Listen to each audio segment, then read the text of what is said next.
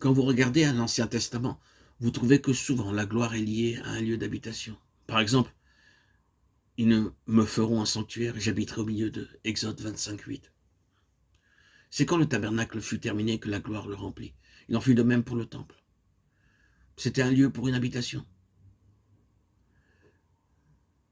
Passons de l'Ancien Testament au Nouveau. Les déclarations au sujet du Seigneur Jésus sont bien connues. Il est le resplendissement de cette gloire, Hébreux 1:3. Il est couronné avec la gloire, Hébreux 2:9. L'auteur reprend les mots du psalmiste, le roi de gloire, psaume 24:7. Nous avons aussi les paroles de Paul aux Corinthiens, le Seigneur de gloire, 1 Corinthiens 2:8. Et nous avons contemplé sa gloire, une gloire comme la gloire du Fils unique venu du Père, Jean 1:14. Ensuite, il est allé vers le Père et l'Esprit de gloire, comme Pierre appelle le Saint-Esprit, a été envoyé pour résider dans l'Église. L'Église devient maintenant le lieu d'habitation de la gloire, c'est-à-dire, en nous rappelant la signification de la gloire, le lieu d'habitation de la satisfaction de Dieu, parce que c'est le lieu d'habitation de la nature de Dieu. La justice est là. Justice de Dieu par la foi en Jésus-Christ, Romains 3:22. Elle est là dans l'Église, et l'Église est glorifiée, ou glorieuse, parce que la justice de Dieu est là par la foi, et que Dieu est satisfait. Le point essentiel est le suivant. Si nous sommes le lieu d'habitation de la gloire, nous devons être des gens qui connaissons le repos du cœur. Dieu est venu dans son repos. Il est satisfait. Et l'Église doit être le domaine dans lequel se trouve le repos de Dieu. Maintenant, si ces choses semblent simples, rappelons que le témoignage qui est déposé dans ce vase dépend de certains facteurs pour être efficace.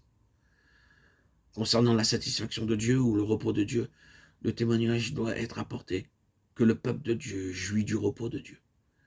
La conséquence de cette réalité, c'est que la première activité de l'ennemi contre le témoignage de Jésus, contre l'Église, consistera à introduire la tension, l'agitation dans le peuple du Seigneur. Tous ceux qui sont las et accablés doivent trouver le repos quand ils viennent parmi les enfants de Dieu. Et nous contredisons la signification même de l'Église quand nous perdons notre repos du cœur. C'est très important. C'est un aspect de notre évangile, une partie de ce que nous annonçons. Si nous sommes réellement dans l'expérience en proclamant ce repos, c'est-à-dire si ce n'est pas simplement entendu mais vécu, ce sera une chose extrêmement efficace. Car ce que nous sommes est une proclamation beaucoup plus puissante que ce que nous disons. Si le Seigneur peut avoir des gens ici et là sur cette terre qui sont parfaitement satisfaits en lui et jouissant de son repos, qui ont trouvé le repos de leur âme, il aura un immense témoignage sur la terre. Et une des marques de l'œuvre satanique dans cet univers, c'est la bouillonnante insatisfaction, l'agitation, l'impatience, l'envie, et tout cela ne peut jamais être rassasié. L'évangile de la gloire commence dans le lieu où se trouve la gloire. La gloire signifie que Dieu est satisfait, que Dieu a son repos, et que nous sommes entrés dans ce repos. C'est quelque chose qui demeure dans l'Église. Cet évangile doit demeurer dans l'Église.